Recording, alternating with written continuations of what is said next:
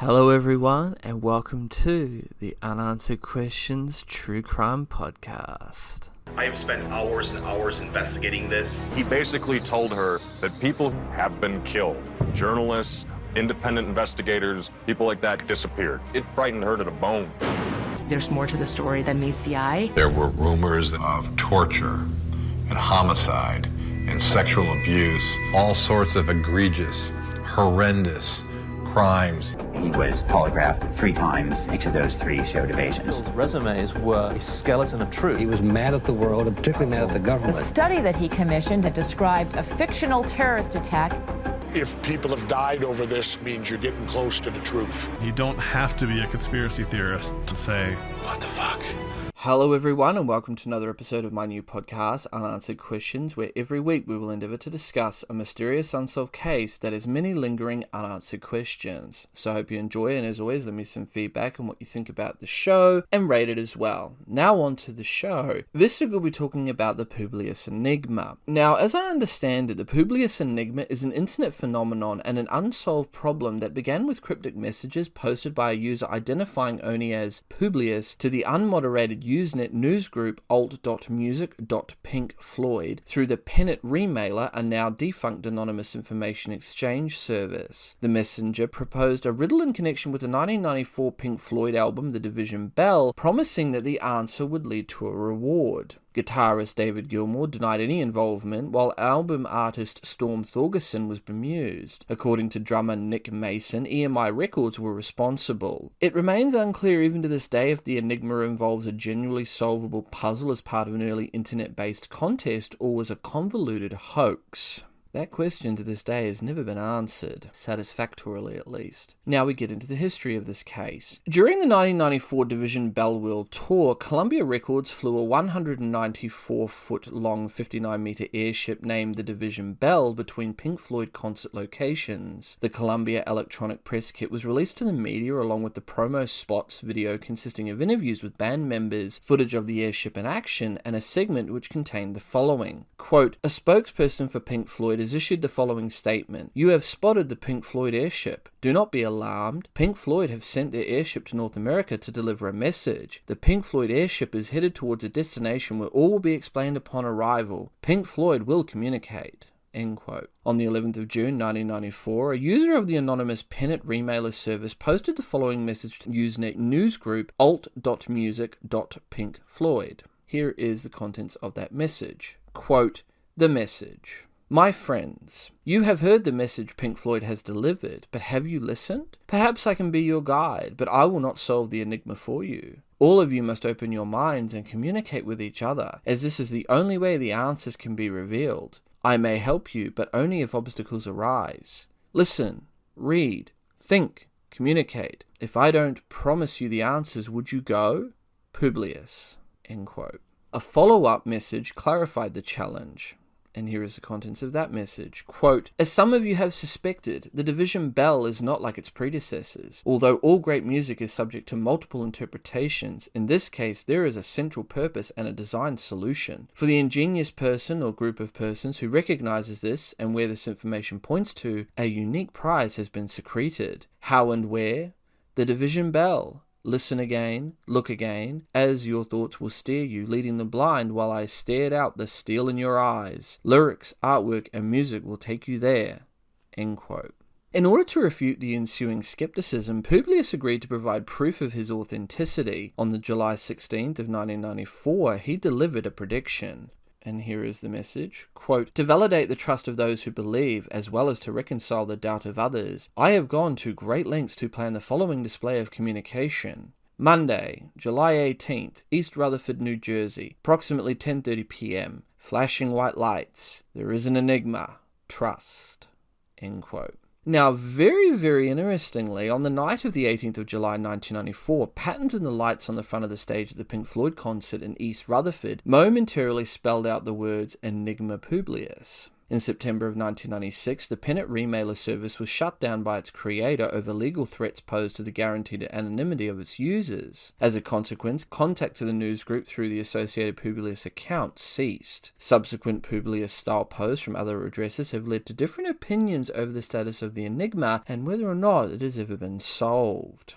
Now we get into the official statements regarding this case.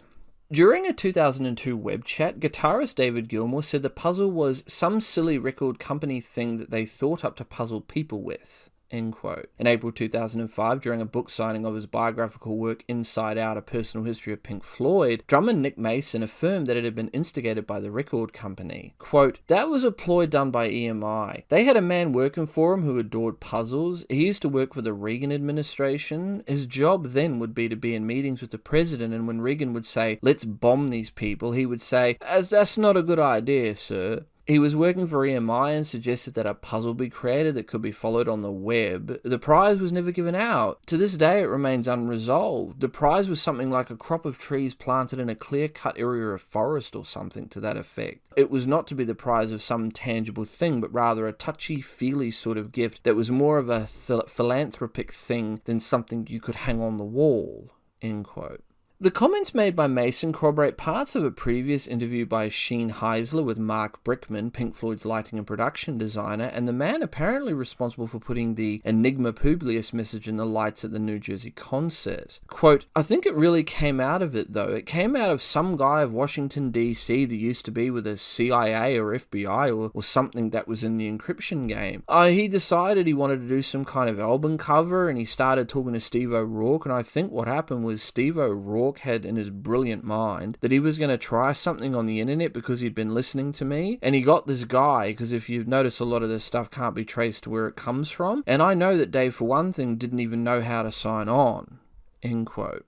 Douglas Adams, who was credited with having given the album its title, categorically denied any knowledge or involvement and dismissed the idea of the band members being responsible. Quote, "What I said was that I myself knew nothing about it and had never heard Dave or Nick mention it, and that it didn't sound like anything they'd be bothered with. But I'm speaking from experience rather than specific knowledge. Everybody who writes, whether it's novels or songs or anything at all that happens in the public eye, knows that there's always a million theories about whether you meant V, W, X, Y, or Z when you said A, B, or C.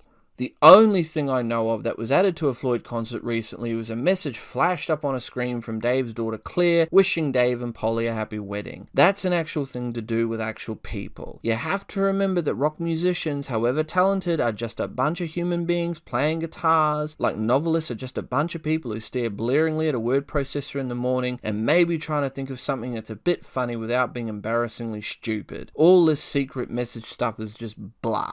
So as far as this Publius thing is concerned, I don't know anything for sure. All I can say is it sounds like nothing at all that the band would do. They're doing a serious job making sure the tour goes well, and sounds everything like something that a fan with too much time on his hands would dream up."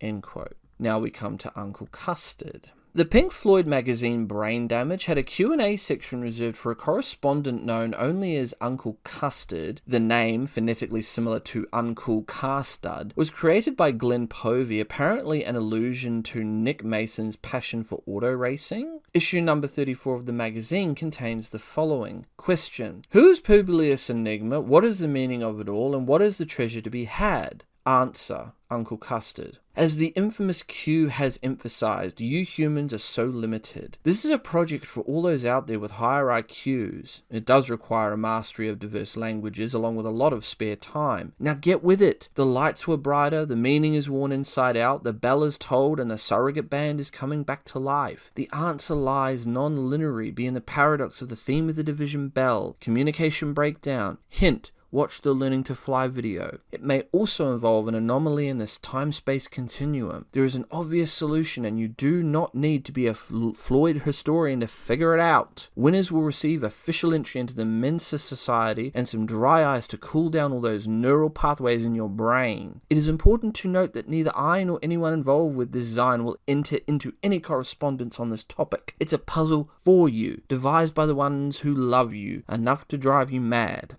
Basically, I'm much too busy creating crop circles and executing think tank projects for the Pentagon. End quote. Although the answers given by Uncle Custard over the years have all been written by several different people affiliated with the magazine, this particular response has been attributed to former editor and final publisher of the printed version of Brain Damage, Jeff Jensen. The accuracy of the contents of this answer, and under what authority, if any, Jensen had to produce it, remains unclear. To this day, nobody knows whether there was anything behind all of this, or if it was all just a hoax.